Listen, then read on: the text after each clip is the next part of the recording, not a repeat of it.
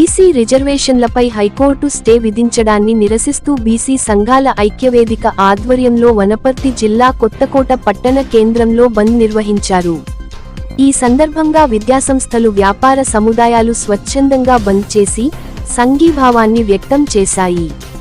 BC సంఘాల నాయకులు మాట్లాడుతూ అన్ని రాజకీయ పార్టీలు బీసీలను మోసం చేస్తున్నాయని, ఓటు బ్యాంకు రాజకీయాలు చేస్తున్నాయని, ముఖ్యమంత్రి రేవంత్ రెడ్డికి చిత్తశుద్ధి ఉంటే తమిళనాడు తరహాలో రిజర్వేషన్ సాధించాలని, ఒకవైపు రిజర్వేషన్లు అంటూనే మరొకవైపు రెడ్లతో కేసులు వేయించాడన్నారు.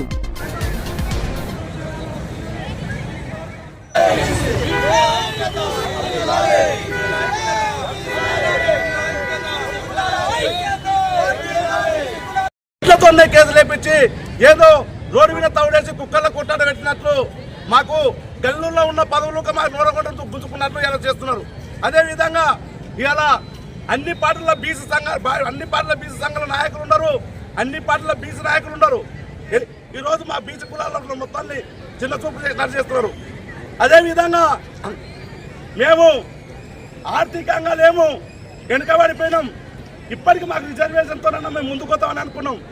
అంటే ఢిల్లీ పదవులు మీకే, గల్లె పదవులు మీకంటే మేము ఎడ ఉండాలి అంటే మేము చెత్తగా ఉండేటాలనా, లేకుంటే ఎన్నో అరకతిని బతకాలని అడుగుతున్నాం. ఎలా అదేవిధంగా ఒకటే గమనిస్తున్నాం. ఎలా మీరు ఇదే విధంగా కానీ బీసీలకు మోసం చేస్తే తెలంగాణ ఉద్యమం ఎట్లా కదిలిందో, ఒక్కంతో ఎట్లా కదిలిందో బీసీ ఉద్యమం కన్నా జరుగుతుంది.